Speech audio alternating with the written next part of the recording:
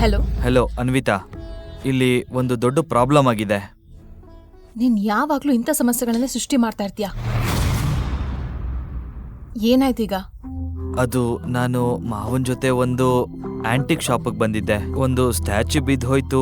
ಈಗ ಇವರು ಹಣ ಕೇಳ್ತಾ ಇದ್ದಾರೆ. ಅದಕ್ಕೇನು? ಅದಕ್ಕೆ ಇವರು 30 ಲಕ್ಷ ದುಡ್ಡು ಕೇಳ್ತಾ ಇದ್ದಾರೆ. ವಾಟ್? 30 lakhs? ಅದು ಒಂದ್ ಸ್ಟ್ಯಾಚ್ಯೂಗೆ? ಹೌದು, ನನಗೇನ್ ಮಾಡ್ಬೇಕು ಅಂತ ಗೊತ್ತಾಗ್ತಾ ಇಲ್ಲ. Gautam, are you serious?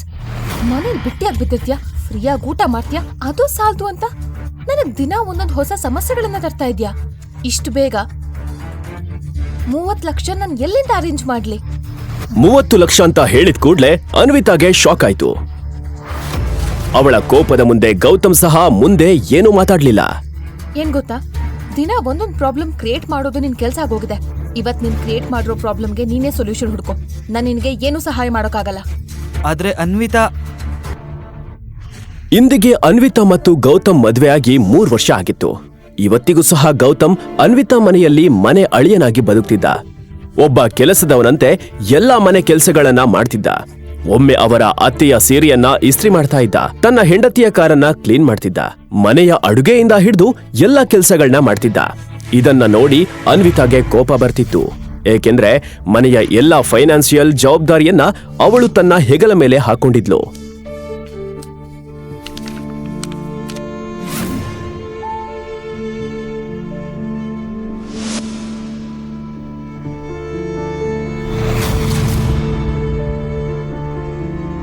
ಆದ್ರೆ ಅನ್ವಿತಾ, ಆ ಸ್ಟ್ಯಾಚ್ಯೂ ಒಡೆದಾಕಿದ್ದು ಮಾವ.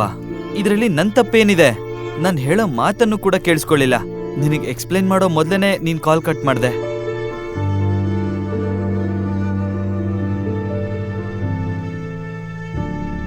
ಏನಾಯ್ತು ಮಿಸ್ಟರ್? 1 ಗಂಟೆ ಆಯ್ತು, ನೀವು ಹಣ ಸಹ ಕೊಟ್ಟಿಲ್ಲ, ಮತ್ತೆ ನಿಮ್ ಸಹಾಯಕ್ಕೂ ಯಾರು ಬಂದಿಲ್ಲ. ಅದು ಸಾಲ್ದು ಅಂತ ಈ ಮುದುಕ ತಪ್ಪಿಸ್ಕೊಳಕ್ ಪ್ರಯತ್ನ ಪಡ್ತಿದ್ದ. ಗಾರ್ಡ್ಸ್ ಅವನನ್ನ ನೋಡಿ ತಡೆದು ನಿಲ್ಸಿದ್ರು. ಇಲ್ಲ ಅಂದ್ರೆ ಏನ್ ಕತೆ ಆಗ್ತಿತ್ತೋ ಏನೋ. ನೋಡಿ ಮಿಸ್ಟರ್, ಈಗ 2 ಗಂಟೆ, 5 ಗಂಟೆ ಒಳಗೆ ನೀವು ಆಂಟಿಕ್ ಸ್ಟ್ಯಾಚ್ಯೂಗೆ ದುಡ್ಡು ಕೊಟ್ರೆ ಸರಿ, ಇಲ್ಲ ಅಂದ್ರೆ ಪೊಲೀಸ್ನ ಕರೆಸಿ ಈ ಮುದುಕನ್ನ ಅರೆಸ್ಟ್ ಮಾಡಿಸ್ತೀನಿ. ಈಗ ನಿಮ್ಮಿಬ್ರನ್ನ ನೋಡ್ಕೊಳ್ಳೋದಕ್ಕೆ ಗಾರ್ಡ್ಸಿಗೆ ಹೇಳಿದೀನಿ, ಗೊತ್ತಾಯ್ತಾ? ಸರಿ, ಕೇವಲ 2 ನಿಮಿಷ, ನಾವು ಏನಾದ್ರೂ ವ್ಯವಸ್ಥೆ ಮಾಡ್ತೀವಿ, ಬನ್ನಿ. ಮಾವ, ಇವರು ಹಣ ಕೊಡೋವರೆಗೂ ನಮ್ಮನ್ನ ಬಿಡೋದಿಲ್ಲ. ಆದ್ರೆ ನಾನ್ ಹೇಗ್ ಜೈಲ್ಗೆ ಹೋಗ್ಲಿ? ಆಗಲ್ಲ, ನೀನೇ ಏನಾದ್ರೂ ಮಾಡು. ನನ್ ಬದಲು ನೀನೇ ಜೈಲ್ಗೆ ಹೋಗು.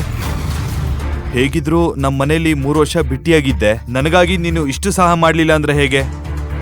ಮಾವ, ನಾನು ಜೈಲಿಗೆ ಬೇಕಾದ್ರೂ ಹೋಗ್ತೀನಿ, ಆದ್ರೆ ಇವರು ನಮ್ಮನ್ನ ಸುಮ್ನೆ ಬಿಡಲ್ಲ. ಮ್ಯಾನೇಜರ್ ಹೇಗ್ ಮಾತಾಡ್ದ ಅಂತ ನೀವೇ ನೋಡಿದ್ರಿ ಅಲ್ವಾ? ಹಾಗಾದ್ರೆ ಅವ್ರಿಗೆ ಹಣ ಕೊಡು. ಅವ್ರಿಗೆ 30 ಲಕ್ಷ ಕೊಡ್ಬೇಕು. ನನ್ನ ಬಳಿ 30 ರೂಪಾಯಿ ಸಹ ಇಲ್ಲ. ನಿಮ್ಗೆ ಗೊತ್ತು, ನಾನೊಬ್ಬ ಮನೆ ಅಳಿಯ, ಕೆಲ್ಸ ಇಲ್ಲ ಅಂತ ನನ್ನ ಖರ್ಚಿಗೆ ಅನ್ವಿತಾ ದುಡ್ಡು ಕೊಡ್ತಾಳೆ. ಇಷ್ಟೊಂದು ದುಡ್ಡನ್ನ ಎಲ್ಲಿಂದ ಕೊಡ್ಲಿ? ಹಾಗಾದ್ರೆ ಅನ್ವಿತಾಗ್ ಫೋನ್ ಮಾಡು. ನಾನು ತುಂಬಾ ಸಲ ಫೋನ್ ಮಾಡಿದ್ದೆ, ಅವಳು ರಿಸೀವ್ ಮಾಡ್ಲಿಲ್ಲ. ನೀನಂತೂ ಒಬ್ಬ ವೇಸ್ಟ್ ಬಾಡಿ ಅಳಿಯ. ಹೆಂಡತಿಗೆ ಏನು ಹೇಳಕ್ಕೂ ಸಹ ಆಗಲ್ಲ ನಿನ್ನಿಂದ. ಮಾಡು, ನಾನ್ ಮಾತಾಡ್ತೀನಿ ಅವಳ ಜೊತೆ.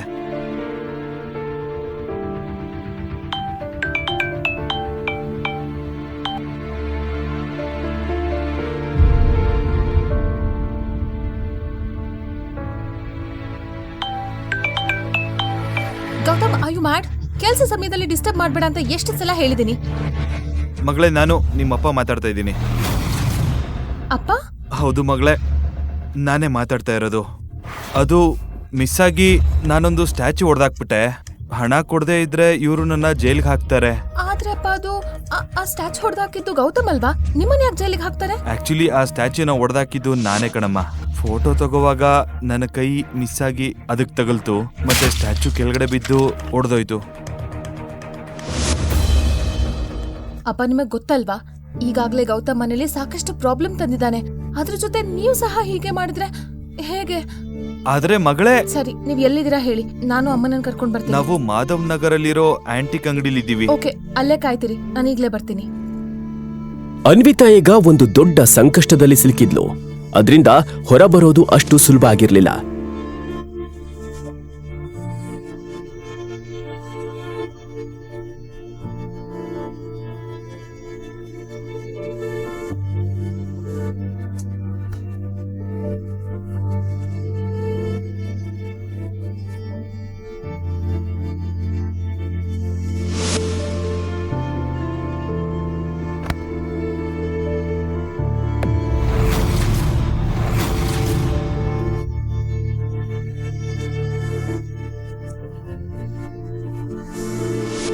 ಅನ್ವಿತಾಳ ತಂದೆ ಅನಿಲ್ ರಾಜ್ಗುರು ಒಂದು ಮನೆತನದ ಮಗ. ಅನ್ವಿತಾಳ ತಾತ ಹರಿಪ್ರಸಾದ್ ರಾಜ್ಗುರು ಗೌತಮ್ನನ್ನ ಎಲ್ಲೋ ಭೇಟಿಯಾಗಿದ್ರು ಮತ್ತು ಅವನನ್ನ ತನ್ನ ಪ್ರಿಯವಾದ ಮೊಮ್ಮಗಳ ಜೊತೆ ಮದ್ವೆ ಮಾಡಬೇಕು ಎಂದು ನಿರ್ಧರಿಸಿದ್ರು. ಇದು ಅನ್ವಿತಾಳ ಅಜ್ಜಿ ಗಾಯತ್ರಿ ದೇವಿಗೆ ಇಷ್ಟವಿರಲಿಲ್ಲ. ಅವರ ಮದ್ವೆ ಆಗ್ತಿದ್ದಂತೆ ಅವರ ತಾತ ತೀರಿಕೊಂಡ್ರು. ಮನೆಯ ಎಲ್ಲ ಜವಾಬ್ದಾರಿಯನ್ನ ಗಾಯತ್ರಿ ದೇವಿ ಹೊರಿಸಿಕೊಂಡ್ರು.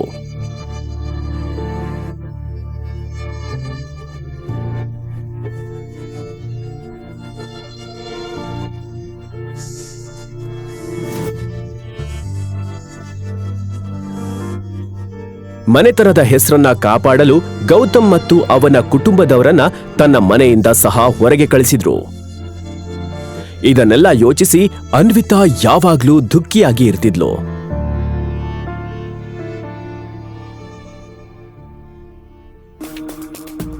ಅಪ್ಪ, ನೀವ್ ಆರಾಮಾಗಿದ್ದೀರಾ?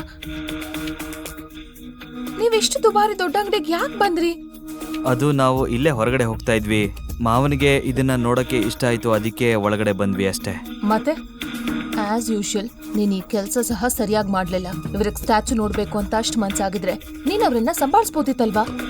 ಆದ್ರೆ ಅತ್ತೆ, ನಾನೇನ್ ಮಾಡ್ಲಿ? ನಾನು ಮಾವನಿಗೆ ಹೇಳ್ದೆ, ಆದ್ರೆ ನೀನ್ ಯಾವಾಗ ಅವ್ರ ಮಾತನ್ನ ಕೇಳೋದಕ್ಕೆ ಆರಂಭಿಸ್ದೆ?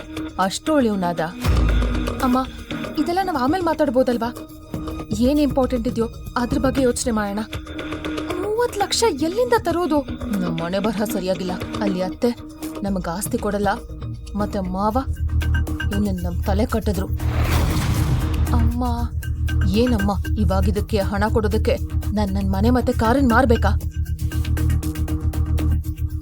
ಅಷ್ಟೊಂದು ಹಣ ಎಲ್ಲಿಂದ ತರೋದು? ಎಲ್ಲರೂ ಈ ಸಮಸ್ಯೆಯನ್ನ ಹೇಗೆ ಬಗೆಹರಿಸುವುದು ಅಂತ ಯೋಚನೆ ಮಾಡ್ತಿದ್ರು. ಸಮಯ ಆಗ್ತಿತ್ತು. ಇನ್ನೊಂದ್ ಕಡೆ ಮ್ಯಾನೇಜರ್ಗೆ ಇವರು ಹಣ ಕೊಡ್ತಾರೆ ಎಂಬ ನಂಬಿಕೆ ಇರಲಿಲ್ಲ. ಅವನು ಪೊಲೀಸ್ ಕಮಿಷನರ್ಗೆ ಫೋನ್ ಮಾಡಿ ಈ ವಿಷಯವನ್ನ ತಿಳಿಸಿದ ಮತ್ತು ಅವನು ಕೊಟ್ಟ ಸಮಯ ಆಗ್ಲಿ ಅಂತ ಕಾಯ್ತಾ ಇದ್ದ. ಅಪ್ಪ, ನಾನು ಅಜ್ಜಿ ಹತ್ರ ಸಹಾಯ ಕೇಳಿ ನೋಡ್ತೀನಿ. ಅವ್ರ ಹಣನ ನಾವು ನಿಧಾನಕ್ಕೆ ವಾಪಸ್ ಕೊಡ್ತೇವೆ. ಅನ್ವಿತಾ, ಅಜ್ಜಿ ನಿನಗ್ ಸಹಾಯ ಮಾಡಲ್ಲ, ಮತ್ತೆ ನಿನಗೆ ಗೊತ್ತು ಯಾಕೆ ಅಂತ. ಆದ್ರೆ ಅಮ್ಮ, ಒಂದ್ಸಲ ಫೋನ್ ಮಾಡಿ ನೋಡ್ತೀನಿ, ಏನಾಗುತ್ತೋ ಆಗ್ಲಿ.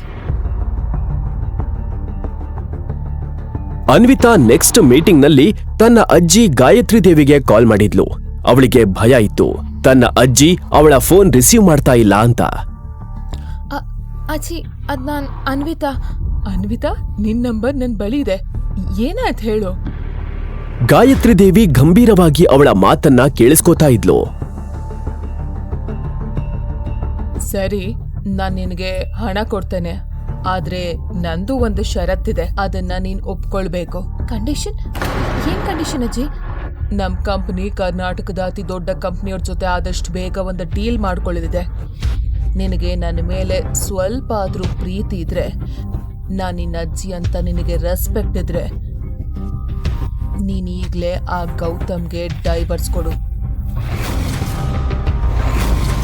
ಮತ್ತೆ ನೀನು ಕಬೀರ್ ಆನಂದನ್ನ ಮದುವೆ ಆಗ್ಬೇಕು. ಅಜ್ಜಿ, ನೀವ್ ಯಾಕೆ ಈ ರೀತಿ ಎಲ್ಲ ಹೇಳ್ತಾ ಇದ್ದೀರಾ? ಈ ಸಲ ಅಂತೂ ಗೌತಮ್ನ ತಪ್ಪೇ ಇರ್ಲಿಲ್ಲ. ನೋಡು, ಅದೆಲ್ಲ ನನಗ್ ಬೇಕಾಗಿಲ್ಲ. ನನ್ನ ಕಂಡೀಷನ್ಗೆ ನೀನು ಒಪ್ಪಿದ್ರೆ ನಾನ್ ನಿನಗೆ ಸಹಾಯ ಮಾಡ್ತೇನೆ. ಅಜ್ಜಿ, ನಾನ್ ನಿಮ್ಮ ಮೊಮ್ಮಗಳು, ಮತ್ತೆ ನಿಮ್ಮ ಮೊಮ್ಮಗಳ ಜೊತೆ ನೀವ್ ಯಾಕೆ ಈ ರೀತಿ ಮಾತಾಡ್ತಿದ್ದೀರಾ? ಇವತ್ತು ನನ್ನ ಮಗ ಸ್ಥಿತಿಲಿರೋದಕ್ಕೆ ನೀನೇ ಕಾರಣ. ನಿನಗೆ ನನ್ನ ಕಂಡೀಷನ್ ಒಪ್ಪಿಗೆ ಇದ್ರೆ ಮಾತ್ರ ನಾನು ನಿನಗೆ ಸಹಾಯ ಮಾಡ್ತೀನಿ. ಅಜ್ಜಿ, ನನ್ನ ಮಾತು ಕೇಳಿ. ಅನ್ವಿತಾಗೆ ಈಗ ಏನ್ ಮಾಡ್ಬೇಕು ಎಂದು ತಿಳಿಲಿಲ್ಲ. ಅನ್ವಿತಾ, ದಯವಿಟ್ಟು ಚಿಂತೆ ಮಾಡ್ಬೇಡ, ನಾನೇನಾದ್ರೂ ಮಾಡ್ತೀನಿ. ನೀನೇನ್ ಮಾಡ್ತೀಯಾ? ಇಷ್ಟು ದೊಡ್ಡ ಮೊತ್ತದ ಹಣವನ್ನ ಭಿಕ್ಷೆ ಬೇಡ್ತರ್ತೀಯಾ? ಅನ್ವಿತಾ, ನೀನ್ ನನ್ನ ಮಾತನ್ನ ಕೇಳು. ಈ ವೇಸ್ಟ್ ಬಾಡಿಗೆ ಈಗಲೇ ನೀನ್ ಡೈವರ್ಸ್ ಕೊಡು. ಇವ್ ನಿನ್ ಜೀವನದಿಂದ ತೊಲಗ್ಲಿ, ಮನೆಗ್ ವಾಪಸ್ ಕರ್ಕೋಬೇಡ. ತುಂಬಾ ಒಳ್ಳೆ ಹುಡುಗ. ಮತ್ತೆ ಕಬೀರ್ ನಿನ್ ಫ್ರೆಂಡ್ಸ್, ಅವರಪ್ಪ ಕೋಟ್ಯಾಧೀಶ್ವರರು, ಅವರಿಗೆ 30 ಲಕ್ಷ ಲೆಕ್ಕಕ್ಕೆ ಇರಲ್ಲ. ಅವ್ರು ಖಂಡಿತ ನಮ್ಗೆ ಸಹಾಯ ಮಾಡ್ತಾರೆ. ಕಮಾನ್ ಅನ್ವಿತಾ. ಗೀತಾಗೆ ಇದ್ರ ಹೊರತು ಬೇರೆ ಯಾವ ದಾರಿ ಸಹ ತಿಳಿಲಿಲ್ಲ. ಆದ್ರೆ ಕಬೀರ್ ಎಂತವನು ಅನ್ನೋದು ಕೇವಲ ಅನ್ವಿತಾಗೆ ಮಾತ್ರ ಗೊತ್ತಿತ್ತು. ಹೇಳ್ಬೇಕು ಅಂದ್ರೆ ಕಬೀರ್ ಒಬ್ಬ ದೊಡ್ಡ ಶ್ರೀಮಂತರ ಒಬ್ಬನೇ ಮಗ. ಅವರ ತಂದೆ ಪ್ರಿನ್ಸ್ ಗ್ರೂಪ್ನ ವೈಸ್ ಚೇರ್ಮನ್. ಕಬೀರ್ ಒಬ್ಬ ಕಿಡ್ ಆಗಿದ್ದ. ಅವನ ವೀಕ್ನೆಸ್ ಅಂದ್ರೆ ಹುಡುಗಿಯರು. ಯಾವಾಗ್ಲೂ ತೊಂದರೆ ಕೊಡುತ್ತಲೇ ಇದ್ದ. ಅವನ ಮೇಲೆ ಈಗಾಗ್ಲೇ ಎಷ್ಟೋ ಕೇಸು ಸಹ ಇದ್ವು. ಆದ್ರೆ ಅವರ ಪವರ್ ಮತ್ತು ಹಣದಿಂದಾಗಿ ಯಾರು ಸಹ ಅವರಿಗೆ ಏನು ಮಾಡಲು ಆಗ್ತಾ ಇರಲಿಲ್ಲ. ಅವನು ಅನ್ವಿತಾಳನ್ನ ಸಹ ಅವನ ಬಲೆಗೆ ಬೀಳಿಸಿಕೊಳ್ಳಲು ಎಷ್ಟೋ ಬಾರಿ ಪ್ರಯತ್ನಿಸಿದ್ದ. ಆದ್ರೆ ಅನ್ವಿತಾ ಅವನ ಕಡೆ ತಿರುಗಿ ಸಹ ಕಾಲೇಜಿನಲ್ಲಿ ನೋಡಿರ್ಲಿಲ್ಲ. ಇಷ್ಟು ಹೊತ್ತು ಸುಮ್ಮನಿದ್ದ ಗೌತಮ್ಗೆ ಕಬೀರ್ ಹೆಸರು ಹೇಳಿದ ತಕ್ಷಣ ಕೋಪ ಬಂತು.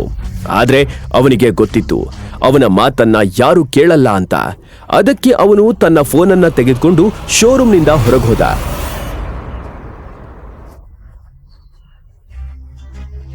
ಶೋರೂಮ್ನಿಂದ ಹೊರಗ್ ನಿಂತು ಅವನು ಯಾವುದೋ ನಂಬರ್ ಡಯಲ್ ಮಾಡ್ದ. ಫೋನ್ ರಿಂಗ್ ಕೇಳಿಸ್ತಾ ಇದ್ದಂತೆ ಅವನ ಎದೆ ಬಡಿತ ಸಹ ಜಾಸ್ತಿ ಆಗ್ತಾ ಹೋಯ್ತು. ಪಟೇಲ್ ಅವರ? ಹೌದು, ನಾನೇ ಮಾತಾಡ್ತಾ ಇದ್ದೀನಿ. ನಮಸ್ಕಾರ ಪಟೇಲ್ ಅವರೇ, ಹೇಗಿದ್ದೀರಾ? ಆ ಕ್ಷಣದಲ್ಲಿ ಗೌತಮ್ ಮಾತಾಡ್ತಾ ಇದ್ದ ವ್ಯಕ್ತಿ ಬೇರೆ ಯಾರೂ ಅಲ್ಲ, ಅವನ ತಂದೆ ರಾಘವೇಂದ್ರ ಸಿಂಹಾದ್ರಿ, ಅವರ ಮಿನಿಸ್ಟರ್ ಕಮಲಾಕರ್ ಪಾಟೀಲ್.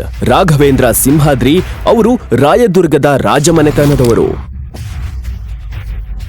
ಗೌತಮ್ ರಾಘವೇಂದ್ರ ಸಿಂಹಾದ್ರಿ ಅವರ ಕಿರಿಮಗ. ಅವನು ರಾಯದುರ್ಗದ ರಾಜಕುಮಾರ. ಅವನು ಹುಟ್ಟಿದ್ದು ಬೆಳೆದಿದ್ದು ಎಲ್ಲ ದೊಡ್ಡ ಅರಮನೆಯಲ್ಲೇ. ಆದ್ರೆ ಬೆಳೆಯುತ್ತಾ ಅವನಿಗೆ ಈ ಐಶ್ವರ್ಯ ಆಡಂಬರ ಎಲ್ಲ ಬೇಡ ಅನ್ನಿಸ್ತಿತ್ತು. ನಿಜವಾದ ಜೀವನ ಹೇಗಿರುತ್ತದೆ ಎಂದು ನೋಡಬೇಕೆಂಬುದು ಅವನ ಆಸೆಯಾಗಿತ್ತು. ಒಂದು ದಿನ ರಾಘವೇಂದ್ರ ಸಿಂಹಾದ್ರಿ ಅವರು ಗೌತಮ್ನ ಮದುವೆಯನ್ನ ಇನ್ನೊಂದು ರಾಜಮನೆತನದ ಹುಡುಗಿಯ ಜೊತೆ ನಿಶ್ಚಯ ಮಾಡಿದ್ರು. ಆ ಹುಡುಗಿ ಬೇರೆ ಯಾರೂ ಅಲ್ಲ,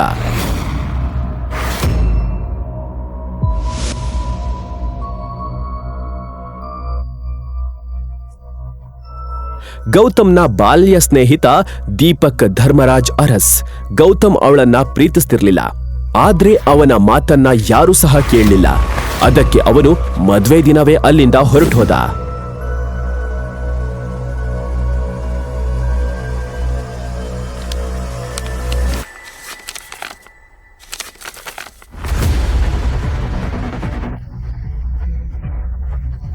ಇಂದಿಗೂ ಸಹ ಆ ಮಂಟಪ ಅದೇ ರೀತಿ ಅಲಂಕರಿಸಲಾಗಿತ್ತು. ಚಿಕ್ಕ ಯಜಮಾನ್ರೆ, ನೀವಾ? ನೀವಿಲ್ದೇನೆ ಅರಮನೆ ತುಂಬಾ ಬಿಕೋ ಅನಿಸ್ತಾ ಇದೆ. ನೀವಾದಷ್ಟು ಬೇಗ ಬನ್ನಿ. ಮತ್ತೆ ಪಟೇಲ್ ಅವರೇ, ನಾನು ದೊಡ್ಡ ಸಂಕಷ್ಟದಲ್ಲಿದ್ದೀನಿ. ನನಗೆ ನಿಮ್ ಸಹಾಯ ಬೇಕು. ನೀವು ಯಾವ ಕಷ್ಟದಲ್ಲಿದ್ದೀರಾ ಅಂತ ನನಗೆ ಚೆನ್ನಾಗಿ ಗೊತ್ತಿದೆ. ಈ ಕ್ಷಣ ನೀವು ಎಲ್ಲಿದ್ದೀರಾ ಅಂತ ಸಹ ನನಗೆ ಗೊತ್ತಿದೆ. ನೀವು ಯಾವ ಕುಟುಂಬದ ಮನೆ ಅಳಿಯನಾಗಿ ವಾಸ ಮಾಡ್ತಾ ಇದ್ದೀರೋ, ಯಾರ ಜೊತೆ ನಿಮ್ ಮದುವೆ ಆಗಿದೆ, ನಿಮ್ಮ ಅತ್ತೆ ಮಾವ ಎಲ್ಲರ ಬಗ್ಗೆ ಕೂಡ ನನಗೆ ಚೆನ್ನಾಗಿ ಗೊತ್ತಿದೆ. ಕಳೆದ 4 ವರ್ಷಗಳಿಂದ ಗೌತಮ್ ತನ್ನ ಕುಟುಂಬದಿಂದ ಮತ್ತು ರಾಯದುರ್ಗದಿಂದ ದೂರ ಓಡುತ್ತಿದ್ದ. ಆದ್ರೆ ಅವನ ತಂದೆ ಪ್ರತಿಯೊಂದು ಹೆಜ್ಜೆಯನ್ನು ಗಮನಿಸ್ತಾ ಇದ್ರು. ಸರಿ, ನನಗೆ ತಕ್ಷಣ 30 ಲಕ್ಷ ಬೇಕು, ಸಾಧ್ಯವಾದಷ್ಟು ಬೇಗ. ನೀವು ಇದನ್ನೆಲ್ಲ ಯಾಕೆ ಮಾಡ್ತಾ ಇದ್ದೀರಾ? ನೀವೊಬ್ಬ ರಾಜ್ಕುಮಾರ, ಆದ್ರೂ ಇನ್ನೊಬ್ರು ಮನೆಯಲ್ಲಿ ಪಾತ್ರೆ ತೊಳಿತಾ ಇದ್ದೀರಾ, ಮನೆ ಕಾರ್ ಸ್ವಚ್ಛ ಮಾಡ್ತಾ ಇದ್ದೀರಾ. ಅರಮನೆ ಬಿಟ್ಟು. ಪಟೇಲ್ ಅವರೇ, ಈ ವಿಷಯದ ಬಗ್ಗೆ ಮಾತಾಡಕ್ ನಂಗೆ ಇಷ್ಟ ಇಲ್ಲ. ನಂದು ಒಂದೇ ಪ್ರಶ್ನೆ, ನೀವು ನನಗೆ ಸಹಾಯ ಮಾಡ್ತೀರಾ ಇಲ್ವಾ? ಚಿಕ್ಕ ಯಜಮಾನ್ರೆ, ನಾವು ನಿಮ್ಗೆ 30 ಲಕ್ಷ ಕೊಡ್ತೀವಿ. ಆದ್ರೆ ದೊಡ್ಡ ಯಜಮಾನ್ರ ಒಂದೇ ಒಂದು ಷರತ್ತಿದೆ. ಅದೇನ್ ಷರತ್ತು? ನೀವು ದೀಪಿಕಾಳನ್ನ ಮದ್ವೆ ಆಗ್ಬೇಕು. ಪಟೇಲ್ ಅವರೇ, ನನಗೆ ಈಗಾಗ್ಲೇ ಮದ್ವೆ ಆಗಿದೆ. ಹೀಗಿರುವಾಗ ನಾನು ಹೇಗೆ ಇನ್ನೊಂದು ಮದ್ವೆ ಆಗ್ಲಿ? ಇದು ಪಾಸಿಬಲ್ ಅಲ್ಲ. ದೊಡ್ಡ ಯಜಮಾನ್ರ ಪ್ರಕಾರ ನೀವಾಗಿರೋದು ಮದ್ವೆನೇ ಅಲ್ಲ. ನೀವು ಅರಮನೆ ತೊರೆದ ನಂತರ ಇಲ್ಲಿ ಅನೇಕ ಪ್ರಶ್ನೆಗಳು ಎದ್ದಿವೆ. ಈ ಪಾಟೀಲ್ ತನ್ನ ಯಜಮಾನ್ರ ಮಾತನ್ನ ಮೀರೋದಿಲ್ಲ. ನಿಮಗೆ ಅಷ್ಟು ಹಣ ಬೇಕು ಅಂದ್ರೆ ನೀವೀಗ್ಲೇ ನಿಮ್ಮ ಹೆಂಡತಿಗೆ ಡೈವರ್ಸ್ ನೀಡಿ ರಾಜ್ಕುಮಾರಿ ದೀಪಿಕಾಳನ್ನ ನೀವು ಮದ್ವೆ ಆಗ್ಲೇಬೇಕು.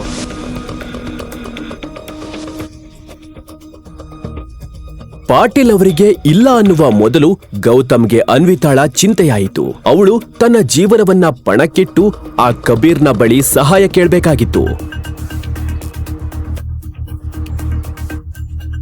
ಸರಿ ಪಟೇಲ್ ಅವರೇ, ನನಗೊಪ್ಪಿಗೆ ಇದೆ.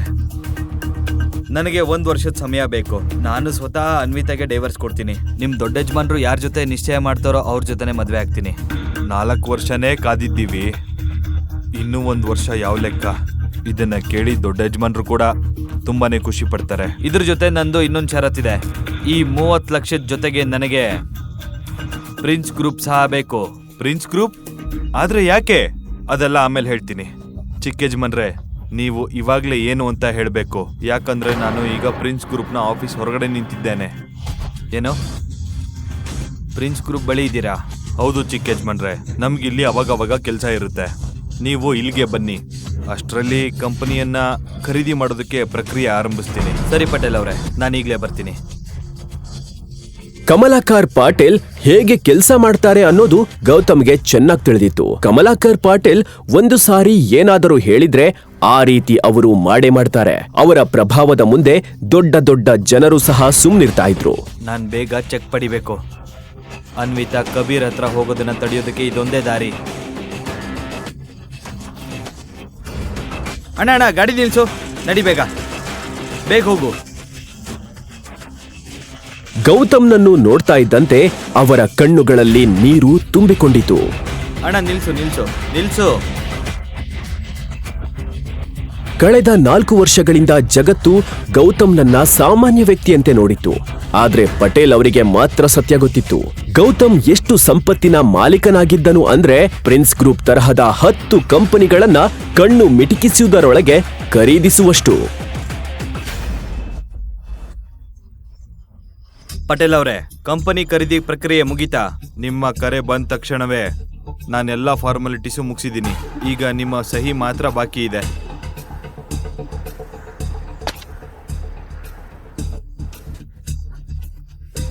ಗುಡ್. ನಿಮ್ಮಿಂದ ನನಗೆ ಇನ್ನೊಂದು ಕೆಲಸ ಆಗಬೇಕಿದೆ.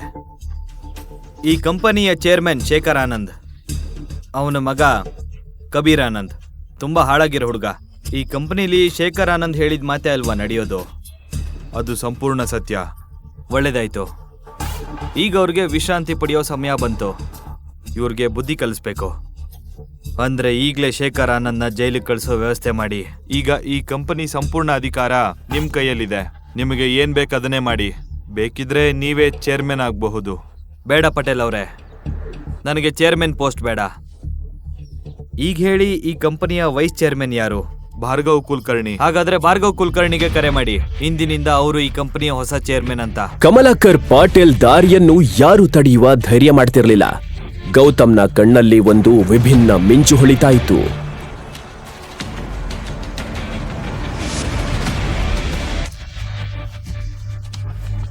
ಗೌತಮ್ಗೆ ಅನ್ವಿತಾಳ ಚಿಂತೆಯಾಯಿತು. ಅವಳು ತನ್ನ ಜೀವನವನ್ನ ಪಣಕ್ಕಿಟ್ಟು ಆ ಕಬೀರ್ನ ಬಳಿ ಸಹಾಯ ಕೇಳಬೇಕಾಗಿತ್ತು. ಆಫೀಸ್ನಲ್ಲಿ ಗೌತಮ್ ಮತ್ತು ಪಾಟೀಲ್ ಒಳಗೆ ಹೋಗ್ತಾ ಇದ್ದಂತೆಯೇ 25 ವರ್ಷದ ಮಹಿಳೆ ಕ್ಯಾಬಿನ್ ಹೊರಗೆ ಅವರನ್ನ ನಿಲ್ಸಿದ್ಲು. ನೀವಿಬ್ರು ಒಳಗ್ ಹೇಗ್ ಬಂದ್ರಿ? ಅದು ಯಾರನ್ನು ಕೇಳ್ದೆ? ಅವಳು ಶೇಖರ್ ಆನಂದ್ನ ಪರ್ಸನಲ್ ಸೆಕ್ರೆಟರಿ ಶಾಲಿನಿ. ಪಾಟೀಲ್ ಯಾರು ಅಂತ ಅವಳು ಇಲ್ಲಿವರೆಗೂ ನೋಡಿರ್ಲಿಲ್ಲ. ನಾನು ಇಲ್ಲಿನ ಚೇರ್ಮನ್ ಮಿಸ್ಟರ್ ಭಾರ್ಗವ್ನ ಭೇಟಿಯಾಗೋದಕ್ಕೆ ಬಂದಿದ್ದೀನಿ. ಮಿಸ್ಟರ್ ಭಾರ್ಗವ್ ಕುಲಕರ್ಣಿ, ಈ ಕಂಪನಿಯ ವೈಸ್ ಚೇರ್ಮನ್. ಅಪಾಯಿಂಟ್ಮೆಂಟ್ ಇಲ್ದೆ ನಿಮ್ಮಂತ ಸೇಲ್ಸ್ ಮೆನ್ ಗಳನ್ನ ಅವ್ರು ಭೇಟಿ ಮಾಡಲ್ಲ. ಈಗ್ಲೇ ಇಲ್ಲಿಂದ ಹೊರಗೆ ಹೋಗಿ, ಇಲ್ದಿದ್ರೆ ಸೆಕ್ಯೂರಿಟಿ ಕರೆಸ್ತೀನಿ. ಸೆಕ್ಯೂರಿಟಿ. ಅಷ್ಟರಲ್ಲಿ ಗೌತಮ್ನ ಫೋನ್ ರಿಂಗ್ ಆಯ್ತು. ಅದು ಅನ್ವಿತಾ. ಕರೆ ಸ್ವೀಕರಿಸುವ ಮುನ್ನವೇ ಬ್ಯಾಟರಿ ಕಡಿಮೆಯಾಗಿ ಫೋನ್ ಆಫ್ ಆಯ್ತು. ನೀವು ಯಾರ ಜೊತೆ ಮಾತಾಡ್ತಾ ಇದ್ದೀರಾ ಅಂತ ನಿಮಗ್ ಗೊತ್ತಾ? ಪಟೇಲ್ ಅವರೇ, ನನಗೆ ತಡ ಆಗ್ತಾ ಇದೆ. ದಯವಿಟ್ಟು ಭಾರ್ಗವ್ಗೆ ಕರೆ ಮಾಡಿ. ಹಲೋ. ಭಾರ್ಗವ್ ಕುಲಕರ್ಣಿಗೆ ಪಾಟೀಲ್ ಅವರ ಬಗ್ಗೆ ಚೆನ್ನಾಗಿ ಗೊತ್ತಿತ್ತು. ಎಲ್ಲವನ್ನೂ ಬಿಟ್ಟು ತಕ್ಷಣ ಕ್ಯಾಬಿನ್ನಿಂದ ಹೊರಗೆ ಓಡಿ ಬಂದ್ರು. ನೋಡಿ, ನಾನ್ ನಿಮ್ಗೆ ಕೊನೆ ಎಚ್ಚರಿಕೆ ಕೊಡ್ತಾ ಇದ್ದೀನಿ. ಮಿಸ್ ಶಾಲಿನಿ, ನೀವು ಯಾರ ಜೊತೆ ಹೀಗೆ ಮಾತಾಡ್ತಾ ಇದ್ದೀರಾ? ಸಾರಿ ಸರ್, ಆದ್ರೆ ಶಟ್ ಅಪ್. ನಿನ್ನ ವರ್ತನೆ ನಿನ್ನ ಕೆಲಸದಿಂದ ತೆಗೆದುಹಾಕ್ಬೋದು ಅನ್ನೋದು ನಿನಗೆ ಗೊತ್ತಾ? ಆಫೀಸ್ನಲ್ಲಿ ಶಾಲಿನಿಗೆ ಈ ರೀತಿಯ ಅವಮಾನ ಇದೇ ಮೊದಲ ಬಾರಿ ಆಗಿತ್ತು. ಅವಳು ಫೋನ್ ಮೂಲಕ ಎಲ್ಲವನ್ನ ಶೇಖರ್ ಆನಂದ್ಗೆ ವಿವರಿಸಿದ್ಲು. ಇತ್ತ ಗೌತಮ್ ಪಟೇಲ್ ಅವರ ಜೊತೆ ಆಫೀಸ್ ಫಾರ್ಮಾಲಿಟೀಸ್ ಮುಗಿಸುವುದರಲ್ಲಿ ತೊಡಗಿದ್ದ. ಅಷ್ಟರಲ್ಲಿ ಅವನ ಕಣ್ಣು ಗಡಿಯಾರದ ಮೇಲೆ ಬಿದ್ದಿತ್ತು. ಈಗಾಗಲೇ 4 ಗಂಟೆ ಆಗಿತ್ತು. ಅವನ ಬಳಿ ಕೇವಲ 1 ಗಂಟೆ ಸಮಯ ಮಾತ್ರ ಉಳಿದಿತ್ತು. ಅವನು ಎಲ್ಲಾ ಡಾಕ್ಯುಮೆಂಟ್ಸ್ಗಳಿಗೆ ಸಹಿ ಹಾಕಿ ಹೊರಗೆ ಹೋಗ್ತಾ ಇದ್ದಂತೆ ಅಲ್ಲಿ ಯಾರೋ ಒಬ್ಬ ವ್ಯಕ್ತಿ ನಿಂತಿದ್ದ ಮತ್ತು ಅವನ ಕಣ್ಣುಗಳು ಕೋಪದಿಂದ ತುಂಬಿತ್ತು. ಇಲ್ಲಿ ಏನಾಗ್ತಾ ಇದೆ? ಆದ್ರೆ ಭಾರ್ಗವ್, ನೀನ್ ನಿನ್ನ ಚೇರ್ಮನ್ ಅನ್ಕೊಂಡಿದ್ಯಾ? ಶಾಲಿನಿನ ಯಾಕೆ ಫೈರ್ ಮಾಡ್ದೆ? ಅವಳು ನನ್ನ ಅಸಿಸ್ಟೆಂಟ್ ತಾನೆ. ನಿನಗೆ ಎಷ್ಟು ಧೈರ್ಯ ಈ ರೀತಿ ಮಾಡೋಕೆ? ಹೇಳು. ಈ ಅಧಿಕಾರನ ನಾನು ಮಿಸ್ಟರ್ ಭಾರ್ಗವ್ಗೆ ಕೊಟ್ಟಿದ್ದೀನಿ. ಇಂದಿನಿಂದ ಅವರೇ ಈ ಕಂಪನಿಯ ಚೇರ್ಮನ್. ಹೌದಾ? ಹಾಗಾದ್ರೆ ನೀವ್ ಯಾರು ಅಂತ ನಾನು ಕೇಳ್ಬಹುದಾ? ನನ್ನ ಪರ್ಮಿಷನ್ ಇಲ್ದೆ ಒಳಗಡೆ ಹೇಗ್ ಬಂದ್ರಿ ನೀವು? ನಾನು ಕಮಲಾಕರ್ ಪಟೇಲ್. ಆ ಹೆಸರು ಹೇಳ್ತಾ ಇದ್ದಂತೆ ಶೇಖರ್ ಆನಂದ್ಗೆ ಭೂಕಂಪವಾದಂತೆ ಭಯ ಆಯಿತು.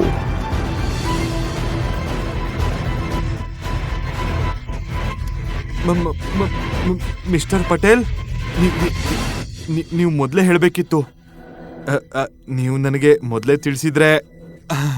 ಹಾ ಸರಿ, ಒಂದು ಕೆಲಸ ಮಾಡೋಣ. ನನ್ನ ಕ್ಯಾಬಿನಿಗೆ ಬನ್ನಿ, ಅಲ್ಲಿ ಕುತ್ಕೊಂಡು ಮಾತಾಡೋಣ. ಹಾಂ ಮಿಸ್ಟರ್ ಪಟೇಲ್, ನೀವು ಮೊದಲೇ ಹೇಳಬೇಕಿತ್ತು.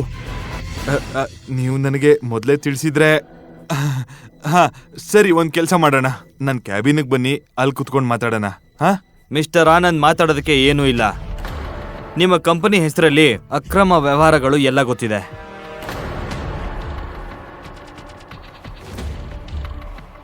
ತಗೊಳ್ಳಿ. ಇದನ್ನು ಹೇಳ್ತಾ ಗೌತಮ್ ಒಂದು ಪತ್ರವನ್ನ ಅವನ ಕೈಗೆ ಕೊಟ್ಟ. ಅದರಲ್ಲಿ ಈ ಕಂಪನಿಯ ಹೊಸ ಮಾಲೀಕ ಈಗ ಗೌತಮ್ ಎಂಬುದು ಸ್ಪಷ್ಟವಾಗಿ ಉಲ್ಲೇಖವಾಗಿತ್ತು. ಪಟೇಲ್ ಅವರೇ, ಮಿಸ್ಟರ್ ಭಾರ್ಗವ್ ಕುಲಕರ್ಣಿ, ಒಳಗ್ ಬನ್ನಿ. ಕ್ಯಾಬಿನ್ ಒಳಗೆ ಕಾಲಿಟ್ಟ ತಕ್ಷಣ ಗೌತಮ್ ತನ್ನ ಗಡಿಯಾರ ನೋಡಿದ. ಸಮಯ ಜಾರುತ್ತಲೇ ಇತ್ತು. ಅನ್ವಿತಾ ಮತ್ತು ಅವಳ ಕುಟುಂಬದ ಬಗ್ಗೆ ಅವನ ಚಿಂತೆ ಇನ್ನಷ್ಟು ಹೆಚ್ಚುತ್ತಿತ್ತು. ಮಿಸ್ಟರ್ ಭಾರ್ಗವ್, ಇಂದಿನಿಂದ ನೀವು ಈ ಕಂಪನಿಗೆ ಚೇರ್ಮನ್. ಈ ಸಂಸ್ಥೆಯ ಎಲ್ಲ ಡಿಸಿಷನ್ ನಿಮ್ಮ ಕೈಲಿರುತ್ತೆ. ಸರ್, ನಾನು ನಿಯತ್ತಾಗಿ ಕೆಲಸ ಮಾಡ್ತೀನಿ. ಎಲ್ಲೂ ಏನು ತೊಂದರೆ ಆಗ್ದಂಗೆ ನೋಡ್ಕೋತೀನಿ. ಗುಡ್. ಶೇಖರ್ ಆನಂದ್ ಮತ್ತೆ ಕಬೀರ್ ಆನಂದ್ ಮಾಡಿದ ಎಲ್ಲ ಕೆಟ್ಟ ಕೆಲಸದ ದಾಖಲೆ ಬೇಕು. ಅವನು ಅನೇಕ ಹುಡುಗಿರ ಜೀವನ ನಾಶ ಮಾಡಿದ್ದಾನೆ. ಅವನು ಜೈಲ್ಗೆ ಹೋಗೋ ಸಮಯ ಬಂದಿದೆ. ಚಿಂತಿಸಬೇಡಿ ಸರ್, ಅವ್ರ ವಿರುದ್ಧ ಸಾಕಷ್ಟು ಸಾಕ್ಷಿಗಳು ನನ್ನ ಲಾಕರಲ್ಲಿದೆ. ಯಾರಾದರೂ ಅವ್ರ ವಿರುದ್ಧ ಧ್ವನಿ ಎತ್ತುತ್ತಾರೆ ಅಂತ ನಾನು ಇದೇ ದಿನಕ್ಕೆ ಕಾಯ್ತಾ ಇದ್ದೆ ಸರ್. ಇವತ್ತು ಎಲ್ಲ ಸಾಕ್ಷಿಗಳನ್ನ ನಿಮ್ಗೆ ಕೊಡ್ತೀನಿ ಸರ್. ಗುಡ್. ಪಟೇಲ್ ಅವರೇ, ನನಗೆ ತಡ ಹಾಯ್, ಆಗ್ತಾ ಇದೆ. ದಯವಿಟ್ಟು ನನ್ನ ಚೆಕ್ ಕೊಡಿ. ತಗೊಳ್ಳಿ. Thank you. ಅಷ್ಟರಲ್ಲಿ ಹೊರಗಡೆ ನಿಂತಿದ್ದ ಬಾಡಿಗಾರ್ಡ್ನಿಂದ ಪಟೇಲ್ ಅವರಿಗೆ ಕರೆ ಬಂತು. ಕರೆ ಸ್ವೀಕರಿಸ್ತಾ ಇದ್ದಂತೆಯೇ ಪಟೇಲ್ ಗೌತಮ್ ಕಡೆ ನೋಡಿದ್ರು, ಮತ್ತೆ ಅವನ ಹಿಂದೆ ಹೋದ್ರು.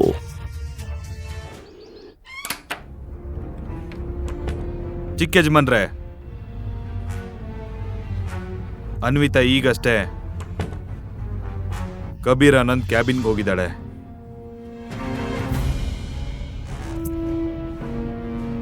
ಕಬೀರ್ ಅನ್ವಿತಾಳನ್ನ ಯಾಕೆ ತನ್ನ ಕ್ಯಾಬಿನ್ಗೆ ಕರೆಸಿದಾನೆ ಅನ್ನೋದನ್ನ ಗೌತಮ್ ಚೆನ್ನಾಗೇ ತಿಳಿದಿದ್ದ.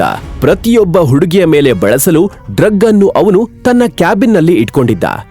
ಆಫೀಸ್ನಲ್ಲಿರುವ ಹಲವರಿಗೆ ಈ ಸತ್ಯ ಗೊತ್ತಿದ್ರೂ ಯಾರು ಕಬೀರ್ ಮತ್ತು ಶೇಖರ್ ವಿರುದ್ಧ ಧ್ವನಿ ಎತ್ತಲು ಧೈರ್ಯ ಮಾಡಿರಲಿಲ್ಲ. ಇವತ್ತು ಕಬೀರ್ ಹೊಸ ಮಾಲೀಕ ಗೌತಮ್ನ ಕೋಪಕ್ಕೆ ಬಲಿಯಾಗಿದ್ದಾನೆ.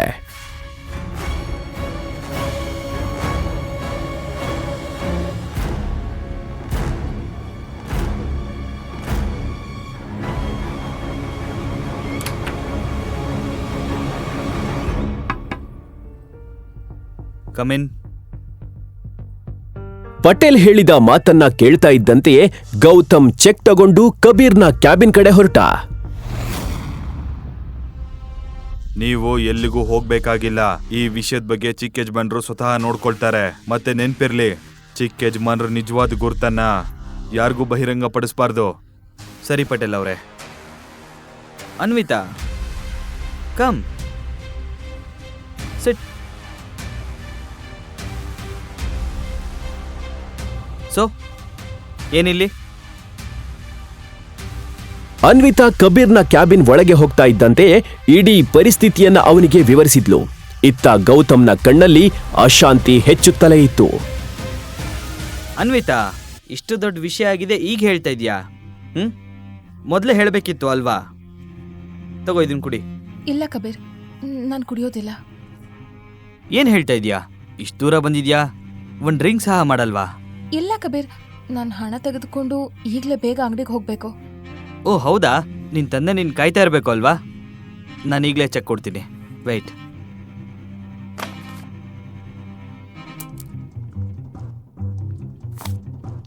ಹೌದು, ಮತ್ತೆ ನೀನು ಕುಡಿದೇ ಇದ್ರೆ ನನಗೆ ಬೇಜಾರಾಗತ್ತೆ. ಥ್ಯಾಂಕ್ಸ್ ಕಬೀರ್, ಆದರೆ ನಾನು ನಿಜವಾಗ್ಲೂ ಕುಡಿಯಲ್ಲ. ಮತ್ತೆ ನಿನ್ನ ಹಣನ ನಾನು ಬೇಗ ವಾಪಸ್ ಕೊಡ್ತೀನಿ. ನನಗೆ ಹಣದ ಚಿಂತೆ ಇಲ್ಲ. ಕಬೀರ್ ನಿಧಾನವಾಗಿ ಅನ್ವಿತಾಳ ಹತ್ತಿರ ಬರ್ತಿದ್ದ. ಅವನ ಕಣ್ಣುಗಳಲ್ಲಿ ಅವನ ಕ್ರೂರ ಉದ್ದೇಶಗಳು ಸ್ಪಷ್ಟವಾಗಿ ಕಾಣಿಸ್ತಾ ಇದ್ವು. ಅನ್ವಿತಾ, ನಿನ್ನ ತಂದೆ ಜೈಲ್ಗೆ ಹೋಗೋದನ್ನ ಯಾರಿಗೂ ತಡೆಯಕ್ಕಾಗಲ್ಲ, ನನ್ನ ಬಿಟ್ಟು. ತಗೋ, ಕೇವಲ ಒಂದು ಡ್ರಿಂಕ್, ಜಸ್ಟ್ ಒನ್ ಡ್ರಿಂಕ್ ಕುಡಿದು ಚೆಕ್ ತಗೊಂಡು ಹೋಗು. ಯಾಕೆ ಇಷ್ಟು ಯೋಚನೆ ಮಾಡ್ತಾ ಇದೀಯಾ?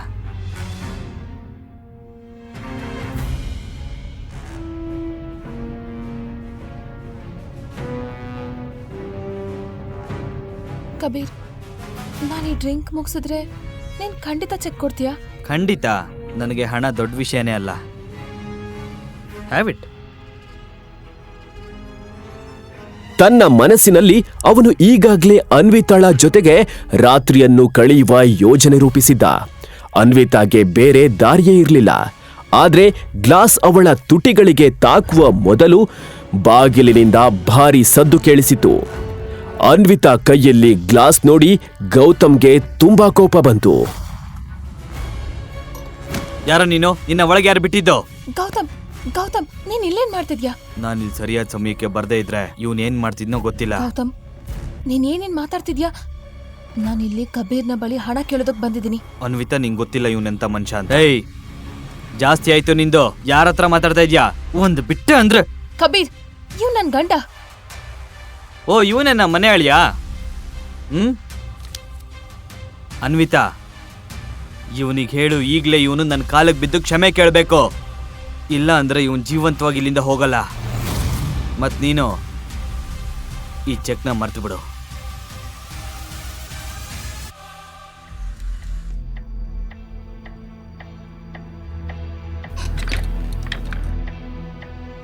ಏನ್ ಗೊತ್ತಾ, ಇದೇ ರೀತಿ 3 ವರ್ಷದ ಮುಂಚೆ ಒಬ್ಬ ವ್ಯಕ್ತಿ ನನ್ನ ಆಫೀಸ್ಗೆ ನುಗ್ಗಕ್ ನೋಡಿದ. ಇಂದಿಗೂ ಸಹ ಅವನ ಮನೆಯವರು ಅವನ ಬಾಡಿನ ಹುಡುಕ್ತಾ ಇದ್ದಾರೆ.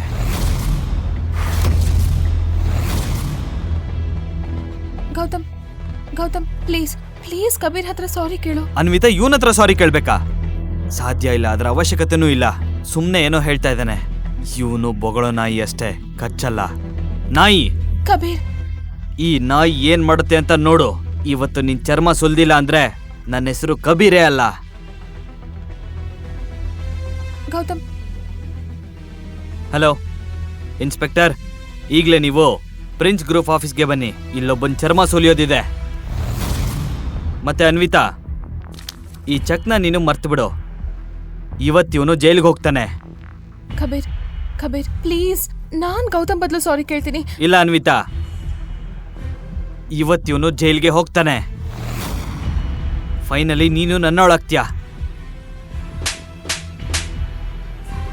ಗೌತಮ್, ನೀನ್ ಏನ್ ಮಾಡ್ತಿದ್ಯಾ ಗೊತ್ತಾ ನಿನಗೆ? You are finished man. ನನ್ನೇ ಹೊಡಿತೀಯ. ನಿನಗಿದೆ ಹಬ್ಬ.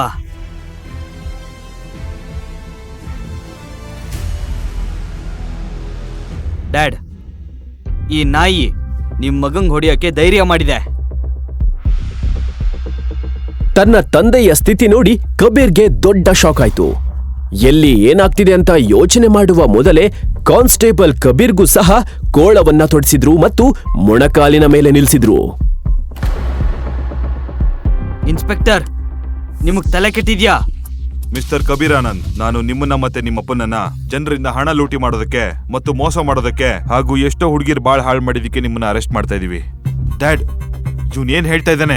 ಶೇಖರ್ ಮತ್ತು ಆನಂದ್ ಮುಖಾನೆ ಏನಾಗಿದೆ ಅಂತ ಎಲ್ಲ ಎಕ್ಸ್ಪ್ಲೈನ್ ಮಾಡ್ತಾ ಇತ್ತು. ಆದ್ರೆ ಅನ್ವಿತಾಗೆ ಏನು ಅರ್ಥವಾಗ್ಲಿಲ್ಲ. ನನ್ನ ಹೆಂಡತಿಗೆ ಡ್ರಗ್ ಕೊಡೋದಕ್ಕೆ ಪ್ರಯತ್ನ ಪಟ್ಟ. ಮತ್ತಿದ್ರಲ್ಲಿ ಯಾವ ಡ್ರಗ್ ಅಂತ ಪ್ಲೀಸ್ ಚೆಕ್ ಮಾಡಿ.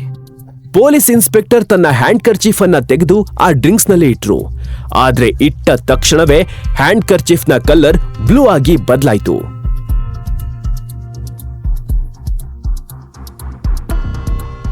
ಹೌದು, ನೀವ್ ಹೇಳ್ತಾ ಇರೋದು ನಿಜ. ಈ ಡ್ರಿಂಕ್ ನಲ್ಲಿ ಒಂದು ಡ್ರಗ್ ಆಡ್ ಮಾಡಲಾಗಿದೆ. ಅದು ತುಂಬಾ ಡೇಂಜರಸ್. ಎವಿಡೆನ್ಸ್ ಜೊತೆ ನಾವ್ ಇವ್ರನ್ನ ಅರೆಸ್ಟ್ ಮಾಡ್ತಾ ಇದೀವಿ ಸರ್. ಅಪ್ಪ ಮಗ ಜೈಲ್ನಲ್ಲಿ ಸಮಯ ಕಳೆದ್ರೆ ಅವ್ರಿಗೆ ಬುದ್ಧಿ ಬರುತ್ತೆ. ನೀನ್ ಹೀಗ್ ಮಾಡಕ್ ಸಾಧ್ಯ ಇಲ್ಲ. ನಾನು ಈಗ್ಲೇ ಕಮಿಷನರ್ ಹತ್ರ ಮಾತಾಡ್ಬೇಕು. ಡ್ರಿಂಕ್ಸ್ ನಲ್ಲಿ ಡ್ರಗ್ಸ್ ಇದ್ದ ವಿಷಯವನ್ನ ಕೇಳಿ ಅನ್ವಿತಾಗೆ ತುಂಬಾ ಶಾಕ್ ಆಯ್ತು. ಕಬೀರ್ನ ನಿಜವಾದ ಮುಖ ಅವಳ ಮುಂದೆ ಬಯಲಾಗಿತ್ತು. ಅನ್ವಿತಾ, ಗೌತಮ್ ಬಳಿ ಹೇಳಲು ಬಹಳ ವಿಷಯವಿತ್ತು. ಆದ್ರೆ ಅವನು ಅನ್ವಿತಾಗೆ ಏನು ಹೇಳುವ ಪರಿಸ್ಥಿತಿಯಲ್ಲಿ ಇರಲಿಲ್ಲ. ಅನ್ವಿತಾ, ಭಯ ಪಡೋ ಅವಶ್ಯಕತೆ ಇಲ್ಲ. ಅವನ್ ಮಾಡಿದ ತಪ್ಪಿಗೆ ಅವನಿಗೆ ಸರಿಯಾಗಿ ಶಿಕ್ಷೆ ಆಗುತ್ತೆ. ಗೌತಮ್ ಅವನ ಜೇಬಿನಿಂದ 30 ಲಕ್ಷದ ಚೆಕ್ ಅನ್ನ ತೆಗೆದುಕೊಂಡು ಅನ್ವಿತಾಗೆ ಕೊಟ್ಟ. ಇಲ್ಲೋಡು, ಮಾವನ್ನ ಬಿಡಿಸೋದಕ್ಕೆ ನಾನು ಹಣ ಅರೇಂಜ್ ಮಾಡಿದ್ದೀನಿ. ಆದ್ರೆ ಇಷ್ಟ ಹಣ ಇಷ್ಟು ಬೇಗ ಹೇಗೆ ಅರೇಂಜ್ ಮಾಡ್ದೆ?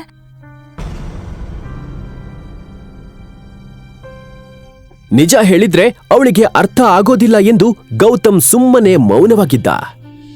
ಗೌತಮ್, ನಾನು ನಿನ್ನ ಹತ್ರ ಏನೋ ಕೇಳ್ತಾ ಇದ್ದೀನಿ. ನಿನಗೆ ಈ ಚೆಕ್ಕನ್ನ ಯಾರು ಕೊಟ್ರು? ಅದು ನನಗೆ ಇದನ್ನ ನನ್ನ ಸ್ನೇಹಿತ ಕೊಟ್ಟ.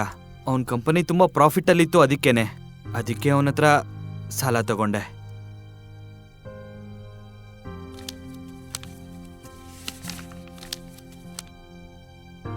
ಅನ್ವಿತಾ ಶಾಕ್ನಿಂದ ಆ ಚೆಕ್ ಅನ್ನು ನೋಡ್ತಾ ಇದ್ಲು. ನಾವ್ ಈ ದುಡ್ಡನ್ನ ಆರಾಮಾಗಿ ಕೊಡ್ಬೋದು. ಅವನಿಗೆ ದುಡ್ಡಿನ ಅವಶ್ಯಕತೆ ಇಲ್ಲ.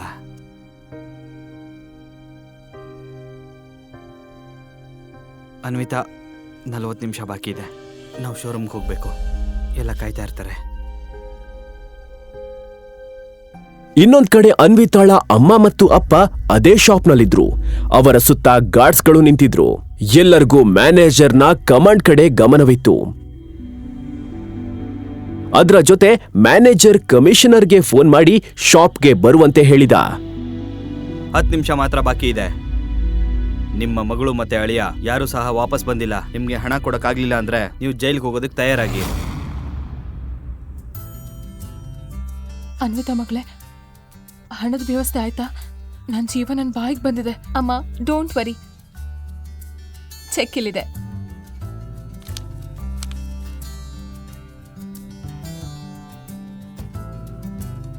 ನೋಡು, ನಾನು ಹೇಳಿದೆ ಅಲ್ವಾ, ಕಬಿ ನಮಗೆ ಖಂಡಿತ ಸಹಾಯ ಮಾಡ್ತಾನೆ ಅಂತ.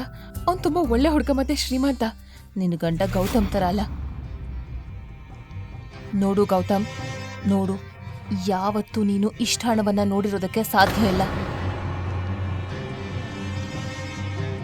ಕಬೀರ್ ನನ್ನ ಮಗಳ ಸ್ನೇಹಿತ. ನೀನಿವತ್ತೇ ಅವಳಿಗೆ ಡೈವರ್ಸ್ ಕೊಡು. ನಾನು ನನ್ನ ಮಗಳನ್ನ ನಿನ್ನಂಥ ಜೊತೆ ನೋಡೋದಕ್ಕೆ ಇಷ್ಟಪಡಲ್ಲ. ನನ್ನ ಮಗಳಿಗಾಗಿ ನಾನು ಏನೇನೋ ಕನ್ಸ್ಕೊಂಡಿದ್ದೆ. ನೀನು ಅವಳಿಗೆ ಗಂಟು ಬಿದ್ದೆ. ಅಮ್ಮ, ನೀನ್ ಏನ್ ಮಾತಾಡ್ತಾ ಇದ್ಯಾ? ಅಲ್ಲಾಗಿದ್ದು ನೀನ್ ಸುಮ್ನಿರು. ನಿನಗ್ ಒಳ್ಳೇದ್ಯಾವ್ದು ಕೆಟ್ಟದ್ಯಾವ್ದು ಅಂತ ಗೊತ್ತೇ ಆಗಲ್ಲ. ಇವನು ನಿನಗ್ ಬಾರ. ಇವನ್ ಜೊತೆ ನೀನ್ ಯಾಕಿದ್ಯಾ? ಕಬೀರ್ ಹೆಸರು ಹೇಳ್ತಾ ಇದ್ದಂತೆ ಅವಳಿಗೆ ಎಲ್ಲ ನೆನ್ಪಾಯ್ತು. ಅಮ್ಮ, ನನಗೆ ಚೆಕ್ ಕೊಟ್ಟಿದ್ದು ಕಬೀರ್ ಅಲ್ಲ, ಗೌತಮ್.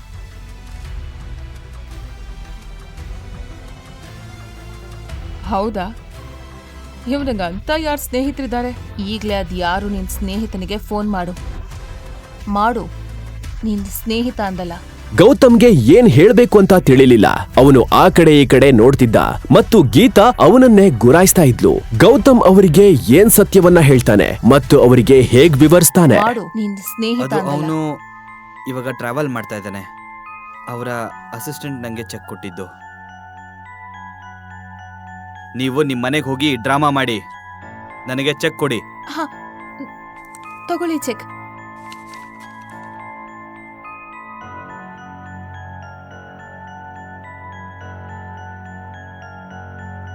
ಅಮ್ಮ, ನೀನ್ ಕಬೀರ್ ಎಷ್ಟು ಒಳ್ಳೆಯವನು ಅಂತ ಅಂದ್ಕೊಂಡಿದ್ಯೋ ಅದೆಲ್ಲ ಸುಳ್ಳು. ಕಬೀರ್ ಹಣದ ಬದಲು ಕೆಟ್ಟದಾಗಿ ವರ್ತಿಸೋದಕ್ಕೆ ಪ್ರಯತ್ನ ಪಟ್ಟ. ಸರಿಯಾದ ಸಮಯಕ್ಕೆ ಗೌತಮ್ ಬರ್ಲಿಲ್ಲ ಅಂದಿದ್ರೆ ನನ್ ಸ್ಥಿತಿ ಏನಾಗ್ತಿತ್ತೋ ನನಗೆ ಗೊತ್ತಿಲ್ಲ. ಮಗಳೇ, ನೀನು ಹುಷಾರಾಗಿದ್ಯಾ ಅಲ್ವಾ? ಗೀತಾಗೆ ಇದನ್ನೆಲ್ಲ ನಂಬಲು ಸಾಧ್ಯವಾಗ್ಲಿಲ್ಲ. ಮಗಳೇ, ನೀನ್ ಆರಾಮಾಗಿದ್ಯಾ ಅಲ್ವಾ? ಹಾಪ, ಐಮ್ ಫೈನ್ ನೌ. ಈಗ ನಾವು ಯೋಚನೆ ಮಾಡ್ಬೇಕಾಗಿರೋದೇನಂದ್ರೆ, ಈ ಗೌತಮ್ ಇಷ್ಟು ಹಣ ಹೇಗ್ ತಂದ? ಹೋಗ್ಲಿ ಬಿಡು, ನನಗದೆಲ್ಲ ಬೇಕಾಗಿಲ್ಲ. ಜೀವನದಲ್ಲಿ ಮೊದಲನೇ ಬಾರಿ ಇವನು ಒಳ್ಳೆ ಕೆಲಸ ಮಾಡಿದಾನೆ. ಗೊತ್ತಿಲ್ಲ ಅದೇನು ಒಳ್ಳೆ ಕೆಲಸ ಮಾಡಿದವನಂತ. ಹಣ ವಾಪಸ್ ಕೊಡ್ಲೇಬೇಕಲ್ವಾ?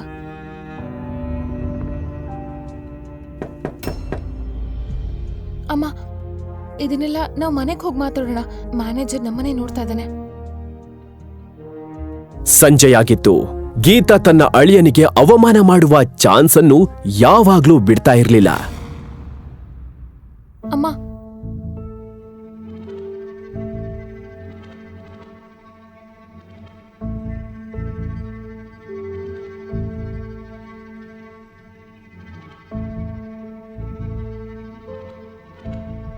ಇಲ್ಲಿ ಸುಮ್ಮನೆ ನಿಂತ್ಕೋಬೇಡ, ನನಗೆ ಹೋಗಿ ಟೀ ತಗೊಂಡ್ ಬಾ. ಹಾಂ ಅತ್ತೆ. ಹಾ, ಆಮೇಲೆ ಏಲಕ್ಕಿ ಸ್ವಲ್ಪ ಕಡಿಮೆ ಹಾಕು.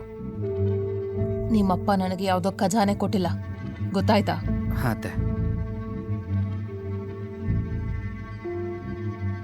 ಗೌತಮ್ ಇದನ್ನ ಕೇಳಿಸಿಕೊಂಡು ತನ್ನೊಳಗೆ ನಕ್ಕ. ಅನ್ವಿತಾಳ ತಾತ ಹರಿಪ್ರಸಾದ್ ರಾಜಗುರುಗೆ ಬಿಸ್ನೆಸ್ ಶುರು ಮಾಡಲು ಸಿಂಹಾದ್ರಿಯೇ ಹಣ ನೀಡಿತು.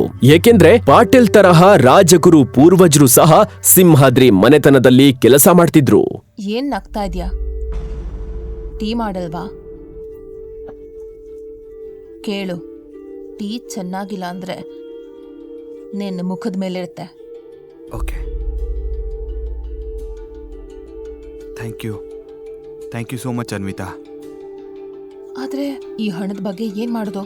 ಗೌತಮ್ ಹಣ ಏನ್ ತಂದಿದ್ದಾನೆ, ಆದ್ರೆ ವಾಪಸ್ ಕೊಡ್ಬೇಕಲ್ವಾ? ನನಗಂತೂ ಏನ್ ಮಾಡ್ಬೇಕು ಅಂತ ಗೊತ್ತಾಗ್ತಾ ಇಲ್ಲ.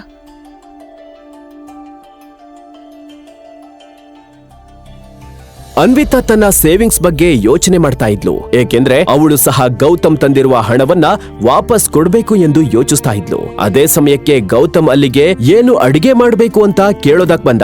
ಯಾಕೆ ಅಂದ್ರೆ ಅನಿಲ್ ಮತ್ತು ಗೀತಾಳ ಡಿಮ್ಯಾಂಡ್ ಒಮ್ಮೊಮ್ಮೆ ಒಂದೊಂದು ಇರ್ತಿತ್ತು.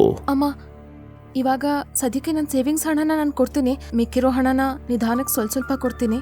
ಸರಿ, ಅದಕ್ ಮೊದಲು ನಿನ್ ಗಂಡನಿಗೆ ಹೇಳು, ಅವ್ನ್ ಶ್ರೀಮಂತ ಸ್ನೇಹಿತ ಹಣನ ನಿಧಾನಕ್ಕೆ ತೆಗೆದುಕೊಳ್ಳೋದಕ್ಕೆ ಒಪ್ಕೊಳ್ತಾನ ಅಂತ. ಸೇವಿಂಗ್ಸ್ ನಲ್ಲಿ ಈಗ 5 ಲಕ್ಷ ಅಷ್ಟೇ ಇರೋದು. ಇಲಾಖೆ ಹಣದ ಅವಶ್ಯಕತೆ ಈಗ ಅರ್ಜೆಂಟ್ ಆಗಿ ಇಲ್ಲ. ಹಾಗಿದ್ರೆ ಸರಿ, ನಿಧಾನಕ್ಕೆ ಕೊಡೋಣ. ಆದ್ರೆ ಅಮ್ಮ, 5 ಲಕ್ಷ ಆದ್ರೂ ಕೊಡ್ಬೋದಲ್ವಾ? ಹಾ, ಖಂಡಿತ. ನಾನ್ ನಿನ್ ಗಂಡನ್ ತರ ಯಾರಿಗೂ ಭಾರವಾಗಿರೋದಕ್ಕೆ ಇಷ್ಟಪಡಲ್ಲ.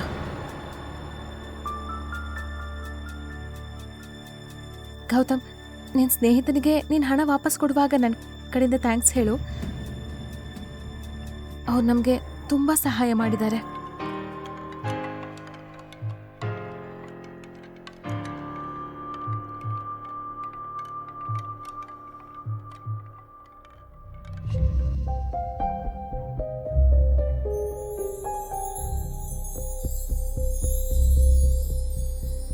ಕಳೆದ 3 ವರ್ಷಗಳಲ್ಲಿ ಗೌತಮ್ ಮನೆ ಕೆಲಸದಲ್ಲಿ ಎಷ್ಟು ಮುಳುಗಿ ಹೋಗಿದ್ದ ಅಂದ್ರೆ ಅವನಿಗೆ ಯಾವ ಅಡುಗೆ ಮಾಡಲು ಜಾಸ್ತಿ ಸಮಯ ಬೇಕಾಗ್ತಿರ್ಲಿಲ್ಲ. ಎಲ್ಲರೂ ಊಟ ಮಾಡಿ ಆಲ್ರೆಡಿ ಮಲಗಿದ್ರು.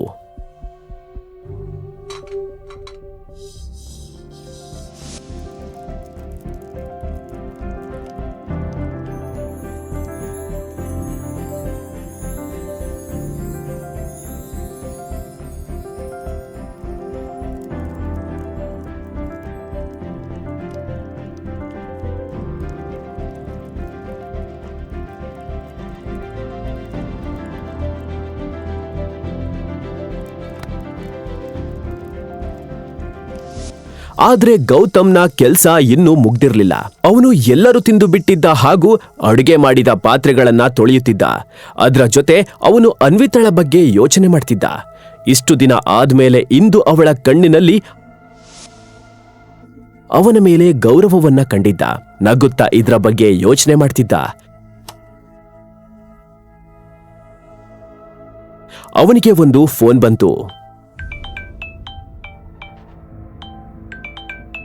ಕ್ಷಮಿಸಿ ಸರ್, ನಿಮಗೆ ಡಿಸ್ಟರ್ಬ್ ಮಾಡ್ತಾ ಇದ್ದೀನಿ. ಆದರೆ ಅಪಾಯಿಂಟ್ಮೆಂಟ್ ಲೆಟರ್ ಮೇಲೆ ನಿಮ್ಮ ಸಹಿ ಬೇಕಿತ್ತು. ನೀವು ಯಾವಾಗ ಬರ್ತೀರಾ ಸರ್? ನಾಳೆ ಬೆಳಗ್ಗೆ ಆಫೀಸಿಗೆ ಬರ್ತೀನಿ. Okay sir. ಇಷ್ಟು ರಾತ್ರಿ ಯಾರ ಜೊತೆ ಫೋನಲ್ಲಿ ಮಾತಾಡ್ತಿದ್ಯಾ? ಅದು ಯಾರೋ ಕ್ರೆಡಿಟ್ ಕಾರ್ಡ್ ಅವರು ಯಾವಾಗಲೂ ಫೋನ್ ಮಾಡ್ತಾನೆ ಇರ್ತಾರೆ. ಸಾಕಾಗಿದೆ ನನಗೆ. ಎಷ್ಟು ಡಿಸ್ಟರ್ಬ್ ಮಾಡ್ತಾರೆ ಗೊತ್ತಾ ನಿಂಗೆ? ಇವರಿಂದ ನನಗೆ ನಿಜವಾಗ್ಲೂ ತಲೆ ಕೆಟ್ಟಿದೆ.